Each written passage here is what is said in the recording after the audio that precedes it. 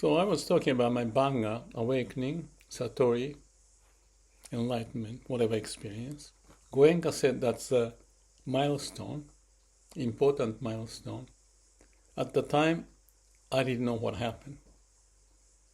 We had, all the students has the time with the assistant teacher, that's what they call. They are not instruct much, but they are kind of bouncing off some of the concerns at the daytime, lunchtime for 1 hour or so. So I pretty much attended that session every day. What was the name of the assistant teacher? Julian, I forgot his name. Anyway, I may remember later. So I talked to him and questioned anything that I had. So the next day, so the ninth day in the lunchtime, so that's the only time that I could talk. So I signed up my name and explained what happened. And what he said, it's no emotion. He just said, keep paying attention to breathing. Don't be carried away or anything like that. He didn't say that. I think he may be instructed to respond in that way. Because if you make big thing out of it, it may become the, how do you call it, grab you to make more about it. If that is especially the nature's way, and it doesn't happen by seeking for it, but letting go of your ego, self, and in no mind state, but just be open with the heart. That's what I say. So that's how I interpret. So the body has the energy and they want to communicate among themselves as much as communicating to the brain. I explained that that's the wisdom and compassion when the brain is connected. But number one is to go beyond the mind dimension to the body, not nature's dimension of the heart or the body, which is just the experiential stuff.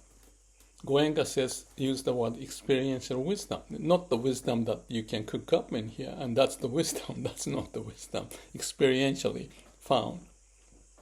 When you have the experientially found wisdom inside of you, that is part of who you are, not added on, and that lives within, and this is the living being, if I use such a way. So, ninth day in the afternoon, I had maybe 10 minutes talk, and Julian Coyne, I think was his name. We talked later on the 5th Vipassana or something, and since then I haven't seen him.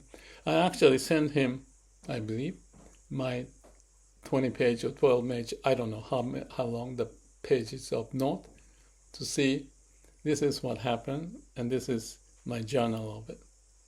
I don't think he responded. And that's the way it's okay.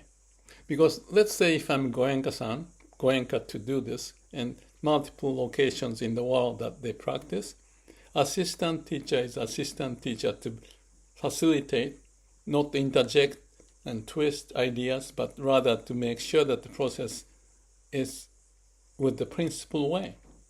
And the way I found it very good in this case of Goenka is that Goenka is the businessman. He had to orchestrate people, and he had the migraine headache, and he went to the doctors and all of that. So he knows the nature of organization from the business angle, and himself to be opened up. So there's a certain condition to be met, and with that background, he orchestrated this process in his precise manner so that his talk is on the video. And I think there are different versions of video, but I think they're standardized pretty much. And it's been processed around the world. 100, 200 courses are developed and locations developed and moving on. So that's what's going on. So Julian Coyne, I believe, he didn't say much. We didn't talk much. And I had a puzzle sense of what was it. I never thought that was Bangha. But that's one quick reflection.